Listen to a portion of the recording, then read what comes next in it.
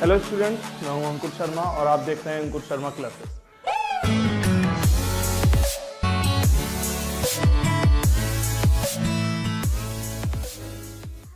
Hello students, आज हम topic शुरू करने वाले हैं पॉलिनोमियल्स का ही। रिलेशनशिप या relation between roots of equation and coefficient of the equation. अच्छा, यहाँ पे जो रूट्स वर्ड का यूज हुआ है, ये जो रूट है ये वही चीज है जिसे हमने अब से पहले जीरोस पढ़ा है। ठीक है, जीरोस ऑफ द पॉलिनोमियल या फिर रूट ऑफ द पॉलिनोमियल या फिर आंसर ऑफ द इक्वेशन, तीनों सेम चीज आती है हमारे पास।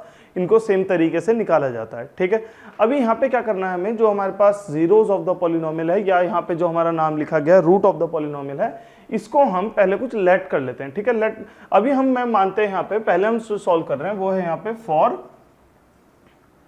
Quadratic equation. ठीक है ना, क्वाड्रेटिक इक्वेशंस, हम पहले क्वाड्रेटिक इक्वेशंस के लिए मान रहे हैं। तो क्वाड्रेटिक इक्वेशन का हमने पिछली क्लास में स्टैंडर्ड फॉर्म बताया था कि किसी भी क्वाड्रेटिक इक्वेशन को हम किस तरीके से लिखते हैं, किस तरीके से उसका स्टैंडर्ड फॉर्म होता है। तो वो है हमारे पास ax² plus bx plus c, ठीक है, इज इक्वल्स टू 0।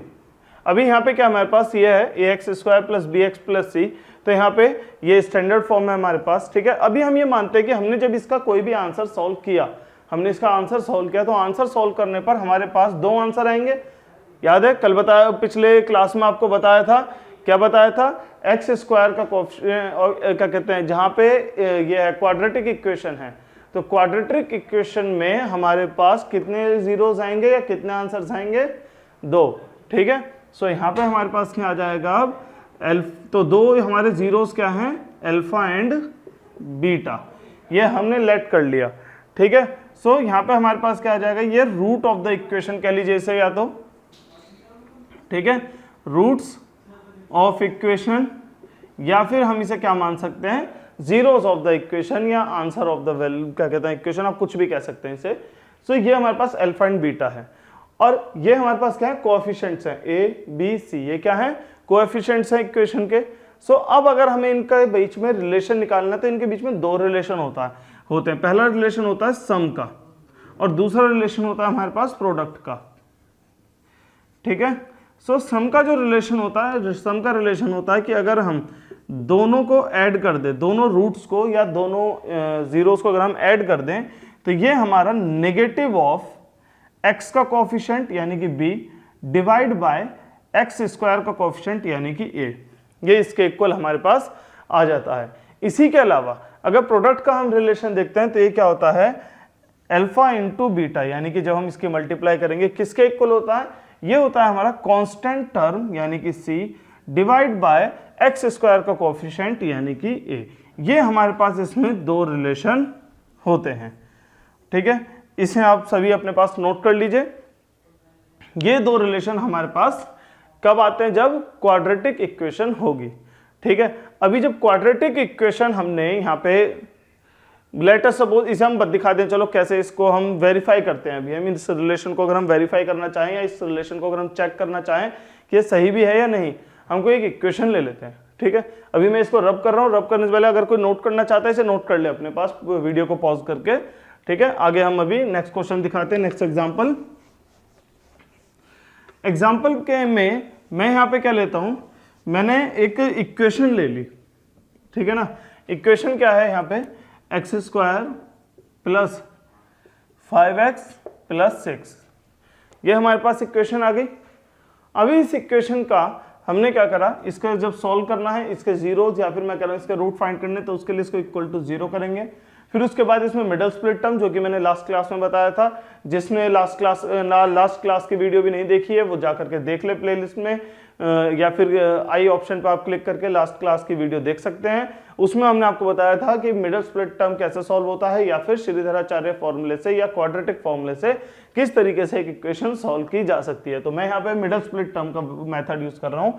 वो मेथड क्या है यहाँ पे, x² plus 3x plus 2x plus 6 is equals to 0। जिस किसी को भी ये ना समझ में आओ कि मैंने किस तरीके से यहाँ पे लिख दिया है, वो एक बार आप दूसरी वीडियो में जाकर के जरूर चेक कर लीजिएगा, वहां पे आपको इसके बारे में पता चल जाएगा।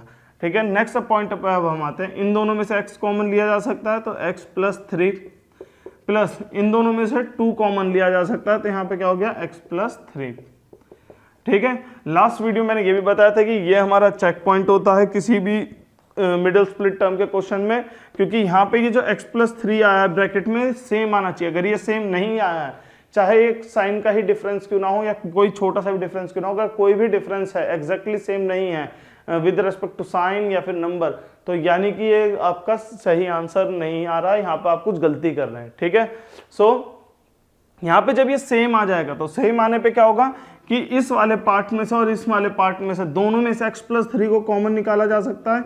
ओके, यहाँ पे क्या बच गया x, यहाँ पे क्या बच गया 2, ओके, इज इक्वल्स टू 0। फिर मैंने आपको बताया था कल कि x प्लस 3 और x प्लस 2 का प्रोडक्ट 0 के इक्वल यहाँ पे दिखा रखा है। देखिए कि ये नंबर मल्टीप्लाई बाय ये नंबर इज इक्वल्स टू 0 है।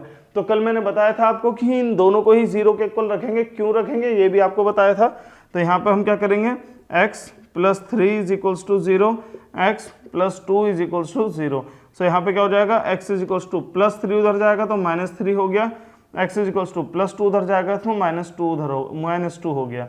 ठीक है, अभी देखिए हमारे पास ये दो आंसर्स आ गए, -3 और -2, यानी कि हम यहाँ पे क्या मान सकते हैं, इनमें से एक अल्फा है और एक बीटा है। So let us suppose alpha is equals to -3 and beta is equals to -2। इन दोनों में से कुछ आप डिफरेंट भी मान सकते हैं, ऑपोजिट भी मान सकते हैं, कोई प्रॉब्लम नहीं है।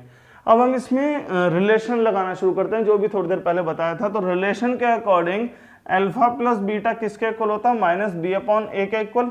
ठीक है, अभी अल्फा क्या है -3 प्लस बीटा क्या है हमारे पास -2, okay, is equals to minus sign. b की वैल्यू यहाँ पे क्या है, b क्या होता है हमारा कोएफिशिएंट ऑफ x होता है ना, तो कोएफिशिएंट ऑफ x क्या है 5 अपॉन a की वैल्यू क्या है, a क्या होता है कोएफिशिएंट ऑफ x स्क्वायर होता है, तो x स्क्वायर का कोएफिशिएंट क्या है 1।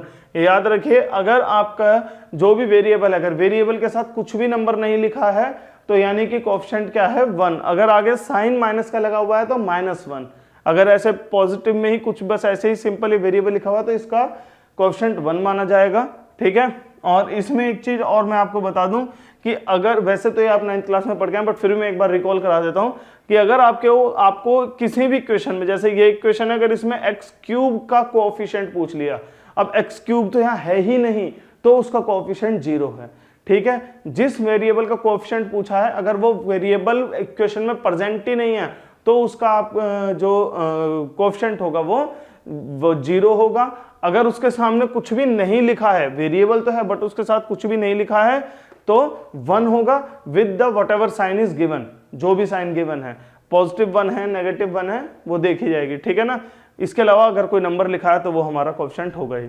चलिए इसके आगे हम चेक करते हैं। देखिए ये क्या है -3, ओके, प्लस माइनस का 2 इज इक्वल्स टू -5/1 क्या हो जाएगा -5।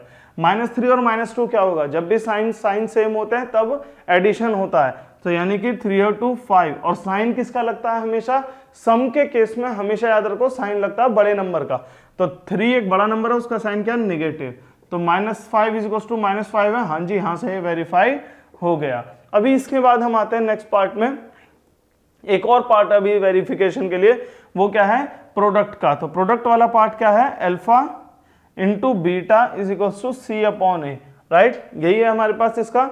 अभी इसको हम चेक करते हैं। इसको चेक करने के लिए क्या होगा कि अल्फा की वैल्यू क्या है हमारे पास -3, ठीक है, इंटू बीटा की वैल्यू क्या है -2 इज इक्वल्स टू c की वैल्यू यहाँ पे क्या है, देखिए कांस्टेंट नंबर होता है c, तो c की वैल्यू क्या है 6 अपॉन a की वैल्यू क्या है भाई, अभी हमने थोड़ी देर पहले पढ़ी थी 1। अच्छा, जैसे मैंने यहाँ पे लिखा है तो आप एक बार जो है अपनी कॉपीज में भी चेक कर लीजिए, जहाँ पे आप नोट कर रहे हैं। अभी थोड़ी देर पहले आपने नोट करा होगा ना कि क्या रिलेशन हमने लिखा था, क्या था, इससे रिकॉल होता रहेगा तो आपको लर्न करने में आसानी होगी। ठीक है, अभी यहाँ पे हम चेक करेंगे तो -3 इंटू -2 क्या हो जाएगा, देखिए 3 2 जा 6 और minus into minus plus, right, is equals to 6/1 6। तो ये भी हमारा वेरीफाई हो गया। सो यानी कि हाँ, ये रिलेशन जो हमने पढ़ा है ये ठीक है। ओके, देखिए आपको एक क्वेश्चन आएगा इसमें, वो क्वेश्चन ये होगा कि solve the following the given quadratic equation, या find the roots of the quadratic equation, या फिर find the zeros of the quadratic equation and verify the answer, right. इन तीन तरीके से क्वेश्चन पूछा जा सकता है कि solve the given quadratic equation, या फिर find the zeros of the quadratic equation या फिर find the roots of the quadratic equation, और उसके बाद एक क्वेश्चन रहेगा कि एंड वेरीफाई द आंसर। सो यहाँ पे ये जो पार्ट है मेरा, यहाँ मैंने क्वाड्रेटिक इक्वेशन को सॉल्व किया है, या कह लो उसके रूट्स निकाले हैं, या कह लो उनके जीरोस निकाले हैं, और यहाँ पे मैंने वेरीफाई किया है कि हाँ क्या वो मैच कर रहा है या नहीं।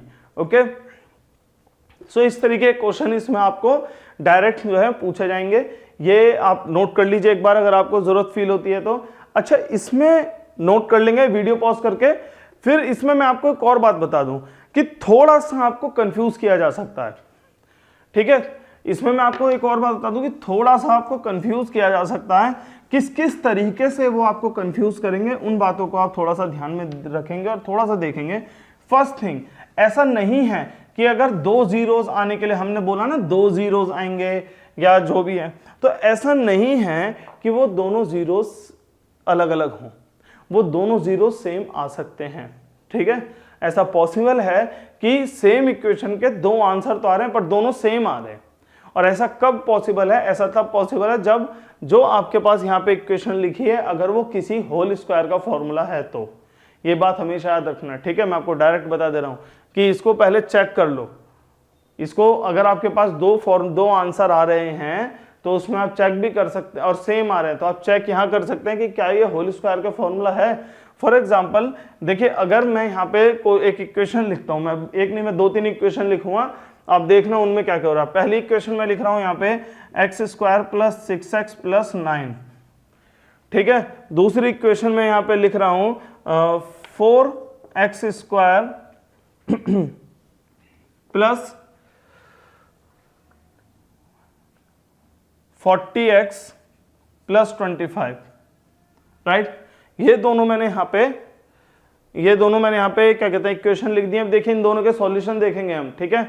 मैं थोड़े से 1-2 स्टेप्स इसमें हो सकता है स्किप कर दूं, तो आप इसमें देखेंगे, समझने की कोशिश करेंगे। यहाँ पे मैं इसे क्या लिख सकता हूँ, देखिए ये हमारे पास है x², ठीक है, x² प्लस, अच्छा यहाँ मुझे बताइए क्या ऐसे कोई नंबर कि जिनको अगर मैं ऐड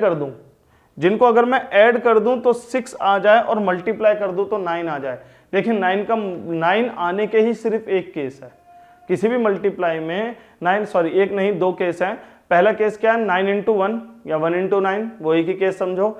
और दूसरा क्या है, 3 × 3, ठीक है। सो 1 और 9 का तो कोई ऐसा पेयर बनता नहीं, कोई ऐसा ऐड या सब्ट्रैक्शन बनता नहीं जिससे कि 6 आंसर आ जाए। सो 3 और 3 का बन सकता है, क्या बन सकता है, 3 + 3 6 होता है ना। सो यहाँ पे क्या हो जाएगा, 3x + 3x + 9। अब इन दोनों में से x कॉमन आ जाएगा तो यहाँ क्या बच जाएगा, x + 3। इन दोनों में से 3 कॉमन आ जाएगा तो यहाँ क्या बच जाएगा, x + 3, ठीक है। और ये सब 0 के इक्वल चल रहा है, राइट। फिर इन दोनों में से x + 3 कॉमन आ गया और यहाँ क्या बच गया, x, यहाँ क्या बच गया 3, ठीक है। तो यहाँ क्या हो जाएगा, x + 3 = 0, x + 3 = 0। तो यहाँ भी x की वैल्यू -3 और यहाँ भी x की वैल्यू -3। देखा 2 आंसर आए इसके पर दोनों सेम आए, तो ये भी पॉसिबल है, ठीक है। ऐसा नहीं है कि क्या कहते हैं दोनों अलग अलग आंसर आएंगे, अल्फा और बीटा दोनों इक्वल भी हो सकते हैं, राइट। अब हम यहाँ पे क्वेश्चन देखेंगे, यहाँ पे क्वेश्चन लिखा हुआ है 4x² + 40x + 25। अच्छा, एक तो पहले एक चीज पे हम ध्यान देंगे, ये क्वेश्चन यहाँ पे थोड़ा सा गलत लिखा हुआ है, इसे हम सही कर लेते हैं, 20x होगा। एक्चुअली स्मॉल 40x से भी हो जाता है, ऐसा नहीं है कि नहीं होता, पर लेकिन उससे थोड़ी अजीब सी वैल्यूज आती हैं जो कि आपको पुट करने में थोड़ी सी प्रॉब्लम होती। इनसे थोड़ी सी ठीक वो आ जाएगी, जो मैं लाना चाहता हूँ आंसर वही आएगा इससे। मतलब ये अभी हमारे पास ऐसी ही इक्वेशन बनी है जिससे कि हमारे दोनों सेम आंसर आए, क्योंकि यहाँ पे अभी मैं आपको यही चीज़ बता रहा था कि अल्फा और बीटा की वैल्यू सेम आनी चाहिए, जैसे अभी यहाँ बताया था ना, ऐसे ही ये भी उसी टाइप का उसी टाइप की एक इक्वेशन है। तो इसलिए इसे हम 20 के हिसाब से सॉल्व करेंगे। ऐसा नहीं है कि 40 से सॉल्व नहीं हो सकता उससे भी हो सकता है, थोड़ा सा उसमें अलग आंसर आएगा और दोनों यूनिट सेम नहीं हो पाएंगे। चलिए यहाँ पे अब हम देखते हैं किस तरीके से हो गए। यहाँ पे हमारे पास 4 × 25 कितना हो गया, 100। सो 100 के सबसे पहले हम क्या देख लेते हैं, यही है ना जो मैंने बताया था आपको, a × c करते हैं by the standard form of quadratic equation याद है ना, a मल्टीप्लाई बाय c करते हैं तो a क्या है हमारे पास 4 और c क्या है 25, तो इन दोनों को मल्टीप्लाई करेंगे तो क्या आ गया 100। अब ऐसे दो नंबर निकालेंगे जिनका मल्टीप्लाई करने से 100 आ जाए और प्लस या माइनस करने से b आ जाए। b क्या है हमारे पास 20। तो सबसे पहले मैं 10 के फैक्टर से ब्रेक करने शुरू कर देता हूँ। क्या क्या हो सकता है, 1 × 100 हो सकता है, तो इसका सम तो 20 के आसपास कुछ है नहीं। दूसरा हमारे पास क्या ऑप्शन है, 2 × 50 हो सकता है, तो ये भी इसके आसपास नहीं है 20 के आसपास। तीसरा क्या हो सकता है 4 × 25, ये भी नहीं है, ठीक है ना। इसके बाद हमारे पास एक और ऑप्शन आता है यहाँ पे, क्या है 10 × 10, सॉरी हाँ ये है, कैसे 10 + 10 क्या हो जाएगा 20, राइट। देखिए ये जो मैंने आपको इतने सारे वो बताए, ये लिखने की कोई जरूरत नहीं होती है आपको, ठीक है ना। अगर आपको फर्स्ट अटेम्प्ट में पता चल रहा है कि ये है तो आप लिख सकते हैं। ये सिर्फ मैंने आपको दिखाया अप्रोच, क्वेश्चन को हम कैसे सोचते हैं, थिंकिंग क्या होती है हमारी। हर बार इतना इजी नहीं होता कि आपको एकदम से पता चल जाए हाँ 10 × 10 100 होता है और 10 + 10 20 होता है। कभी कभी आपको थोड़ा सा लंबा सोचना पड़ेगा, एक प्रोसेस से जाना पड़ेगा। तो वो मैं आपको दिखाना चाह रहा था कि किस तरीके से आप क्वेश्चन के बारे में सोचेंगे, ठीक है। आपको प्लेंटी ऑफ टाइम मिलता है वहां पे सॉल्व करने के लिए, हर क्वेश्चन को सॉल्व करने का अच्छा खासा टाइम होता है। तो आप बिल्कुल भी जल्दीबाजी नहीं करेंगे, बिल्कुल भी ये नहीं करेंगे कि अरे बहुत ज्यादा जल्दी जल्दी हमें करना, ऐसा कुछ नहीं, ठीक है। आराम से कीजिए, बहुत सिंपल तरीके से सोच समझ के। यहाँ पे क्या आएगा हमारे पास 10x + 25, राइट। अभी यहाँ पे हम देखेंगे, यहाँ पे हम क्या कॉमन ले सकते हैं, यहाँ पे हम 2x कॉमन ले सकते हैं, तो यहाँ क्या बच जाएगा 2x + 5, राइट, इतना बचेगा। अभी इन दोनों में से हम क्या कॉमन ले सकते हैं, यहाँ 10 है और यहाँ 25 है, तो इन दोनों में से 5 कॉमन लिया जा सकता है। यहाँ क्या बचेगा 2x + 5, राइट। जब 5 कॉमन लेंगे दोनों में से, तो मैंने क्या बताया था, ये चेक पोस्ट है, क्या है ये चेक पोस्ट है। यहाँ चेक करेंगे सब सामान ठीक है नहीं है, तो हाँ जी ये हमारा ठीक है, ओके की रिपोर्ट है। क्यों, क्योंकि यहाँ पे हमारे पास 2x + 5 है, यहाँ भी 2x + 5 है। तो अब यहाँ से आगे बढ़ेंगे, अब यहाँ से आगे बढ़ने के लिए क्या करेंगे, इन दोनों को कॉमन ले लो, 2x + 5, ठीक है। अब यहाँ क्या बचेगा, यहाँ 2x बच गया, प्लस यहाँ क्या आ गया, यहाँ 5 आ गया। सो अब इन दोनों को देखेंगे, ये दोनों हमारे मल्टीप्लाई होके क्या दे रहे हैं, 0 दे रहे हैं, ठीक है। सब 0 के इक्वल होगा, ये 0 दे रहे हैं इसके इक्वल। सो अब हम क्या देखेंगे, ये भी 0 के इक्वल हो सकता है, ये भी, दोनों को 0 के इक्वल रखेंगे। जिसको नहीं आता ये वाला क्या सॉल्व करना, एक बार पिछली वीडियो को जाके देख लीजिए और पूरी वीडियो देखा कीजिए। आप लोग क्या करते हैं कि इसे स्किप करके देखते हैं, तो फिर उसमें कोई ना कोई पॉइंट छूट जाता है बीच में, और वही पॉइंट फिर आपको प्रॉब्लम क्रिएट करता है और आपको लगता है कि हमें समझ में नहीं आया ढंग से। समझ में आपको आ जाता अगर आप पूरा सुन लेते, ठीक है। अभी यहाँ पे मैं सिर्फ इसको सिंपल सॉल्व कर रहा हूँ। यहाँ पे भी क्या है, 5 इधर जाएगा माइनस हो जाएगा, ठीक है, 2 इधर जाएगा डिवाइड हो जाएगा, x = -5/2, यही दोनों वैल्यूज आ गई हैं, ठीक है। सो देखिए ये हमारे पास क्या है, ये इक्वेशंस है सॉल्व करने के लिए। हमने इसमें देख लिया एक बार सॉल्व करके, हाँ इनकी क्या क्या वैल्यूज आ रही हैं। तो अल्फा और बीटा दोनों सेम आ सकती हैं, ये बात ध्यान रखिएगा। यही समझाने के लिए मैंने ये वाले इक्वेशंस ली हैं। इसके बाद में आपको जो है वही चीज ट्राई करनी है एक बार फिर से, इनको वेरीफाई करना है, ठीक है। मैं इसमें एग्जाम्पल 1 और एग्जाम्पल 2 इसको मान लेता हूं। तो देखिए ये एग्जाम्पल 1 है और ये एग्जाम्पल 2 है। तो पहले जरा इधर की तरफ देखेंगे, इसे वेरीफाई चलो कर देते हैं। पहले मैं सोच रहा था आप लोगों को दूंगा करने के लिए, पर एक काम करते हैं पहले वेरीफाई कर लेते हैं, इसे मैं ही करके दिखा देता हूं, ठीक है ना, किस तरीके से वेरीफाई होगी। तो यहाँ पे हमारे पास क्या टर्म आएगी, देखिए यहाँ पे हमारे पास आएगा अल्फा + बीटा = -b/a, ये होगा, ठीक है। सो अल्फा क्या है हमारे पास -3 प्लस बीटा क्या है, वो भी -3, दोनों सेम आ सकते हैं, बताया था मैंने, है ना। सो माइनस बीटा क्या है हमारे पास यहाँ पे,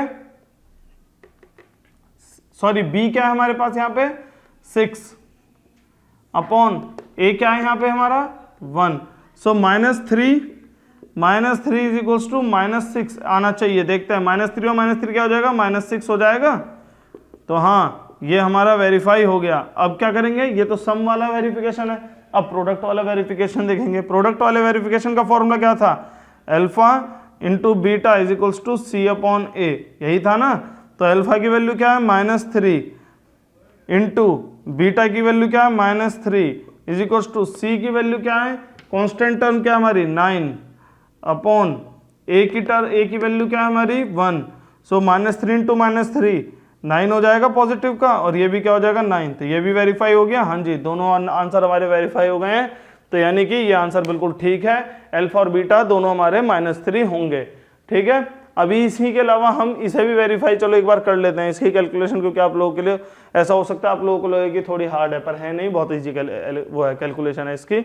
सो यहाँ पे अब हम देखेंगे सबसे पहले वेरिफिकेशन जो मैं इसकी करूंगा किस चीज में करूंगा, सम में वेरिफिकेशन करता हूं। सम के वेरिफिकेशन का फॉर्मूला एक बार फिर से रिपीट करेंगे, alpha plus beta is equals to minus b upon a. ठीक है, अल्फा की वैल्यू क्या है -5/2 प्लस बीटा की वैल्यू क्या है -5/2।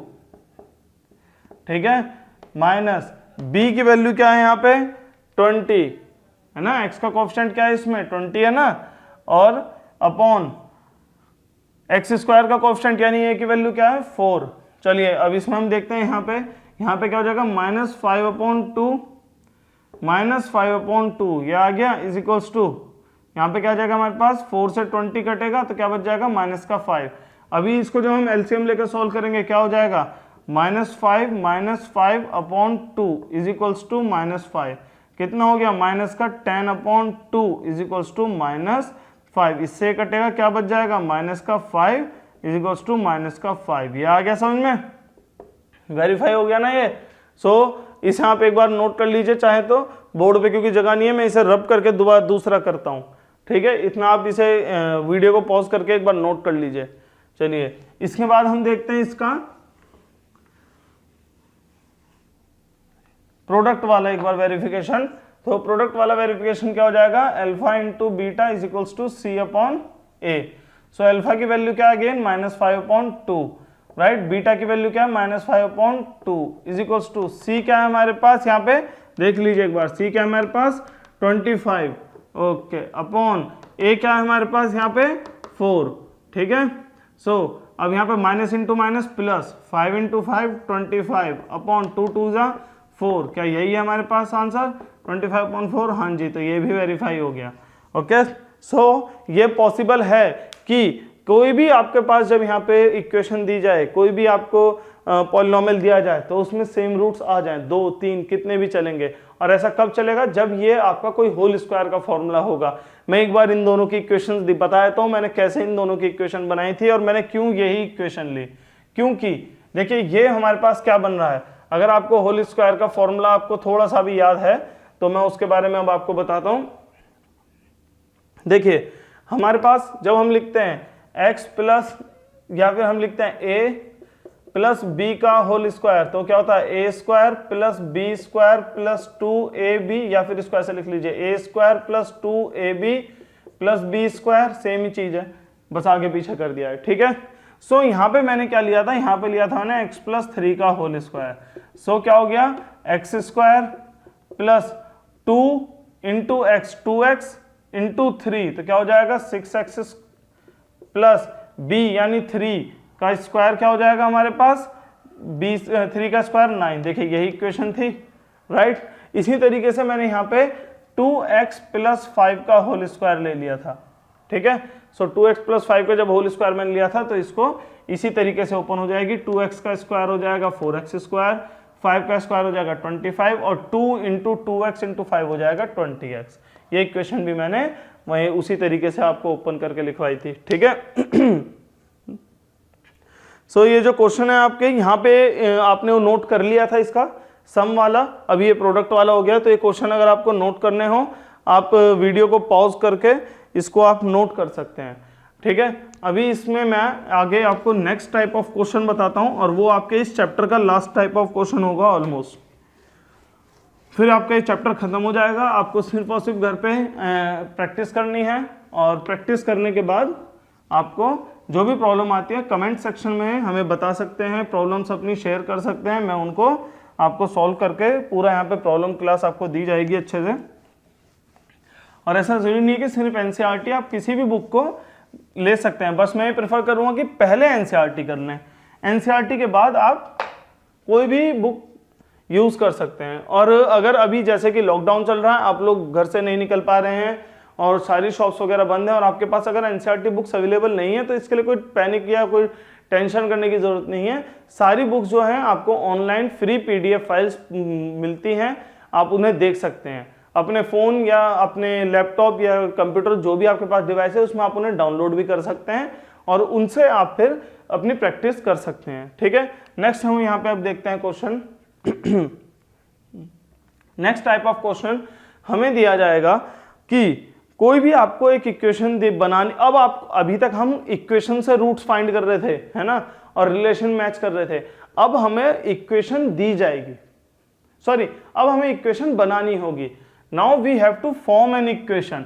ठीक है, किस चीज से हमें दिया जाएगा, हमें दिए जाएंगे दो नंबर, कोई भी नंबर मैंने मान लिया ऐसे ही 5, 3, कोई भी नंबर। और ये क्या है, इनके बारे में हमें बोला जाएगा कि ये जो है सम एंड प्रोडक्ट ऑफ जीरोस या फिर सम एंड प्रोडक्ट ऑफ रूट्स हैं।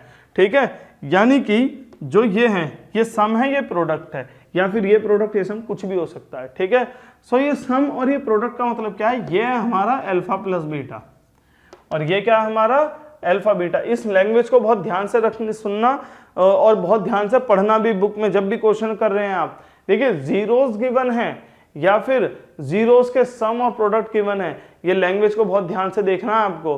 ठीक है, सो अब यहाँ पे क्या होगा हमारे पास, यहाँ पे अल्फा और बीटा, अल्फा प्लस बीटा किसके इक्वल है, 5 के इक्वल, और अल्फा इंटू बीटा किसके इक्वल है, 3 के इक्वल, और इससे अब हमें इक्वेशन बनानी है। सो इस टाइप के क्वेश्चन में सबसे पहला स्टेप जो हमें याद रखना है हमेशा, वो क्या है, let a is equals to 1। ठीक है, कि a को हम 1 मान लेंगे इस टाइप के क्वेश्चन में हमेशा। अब जब हम a को 1 मान लेंगे, फिर हम लिख लेंगे अपने पास साइड में standard form of quadratic equation. वो क्या होता है, ax² plus bx plus c। ठीक है, अब हम लिखेंगे relation of roots and coefficient का फॉर्मूला।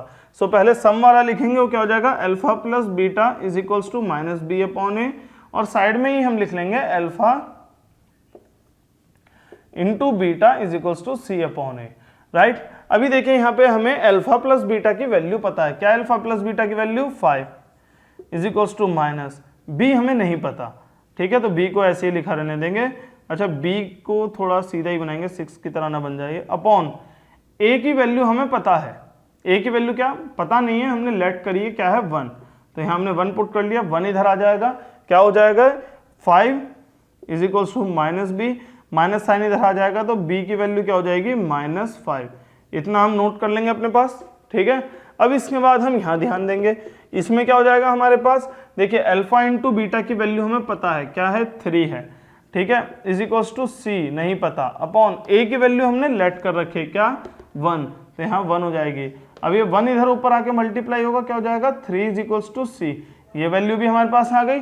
ठीक है, अभी जब ये वैल्यू हमारे पास आ गई, b की वैल्यू -5 हो गई और c की वैल्यू 3, हमारे पास जो स्टैंडर्ड फॉर्म ऑफ इक्वेशन दी है उसमें इन वैल्यूज को पुट कर लो। क्या वैल्यू हो जाएंगी, a की वैल्यू 1, सो 1 into x² 1x² plus b की वैल्यू क्या हमारे पास -5।